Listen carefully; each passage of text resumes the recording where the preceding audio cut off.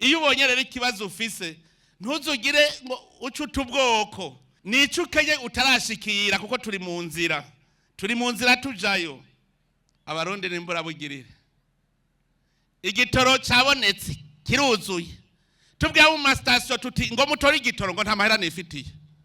Mbwira uwo muntu wibatse station atagira amahera gusa kubera bari barakigize urudandazwa rw'ubusuma ubu barababaye. Bwira abafisa ba station bose nibagende gutora igitoro muri Sopepo kiruzuye mugabo batagwe kuvuga ngo nta mahera nigirira. Iyo batse station bwira tuze tuyirabarabuko kubera umutima mubi bahora bacuruza igitoro c'amagendo bahora baciba barababaye ntibashaka kwigitoro kija mu bene gihugu. Ndagandabwire ngira ndondera ingingo fatira amastation yose atazokwakira igitoro duce tuyagira ya Reta duce tugishiramwo hanyuma bene gihugu baronka igitoro nta yindi nzira.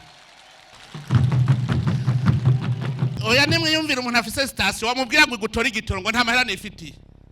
Sawa iyo station duca tuyitwara ibiya Reta hanyuma aho uzoshaka gucuruza igitoro uzocuza tugusubiza station yawe nta yindi nzira. Namaze kuvuga ababe barategura inama dufata ingingo. Uburongozi nukunyene ntirushaka kwemera umuntu azaratwononera mwene abantu bopfuma reka kubaho. Mbe Yesu niwe yavuze abonye Yuda mugaba Yuda bama yabonye Yuda ivyagira akora araraba igitutsi yo mutuka aca mubwira ngo vyo kubereye vyo gwipfumureka kuvuka. None n'abantu nkabo vyo babereye vyo iyo bapfuma abanyamahanga ntibabarundi.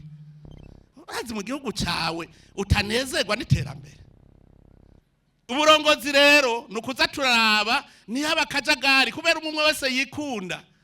Dutegerezwa gukora ibishoboka vyose abantu umwe wese azana impano yiwe akora ibyiwe uwase kubikora nawe ntazoturira ivyacu.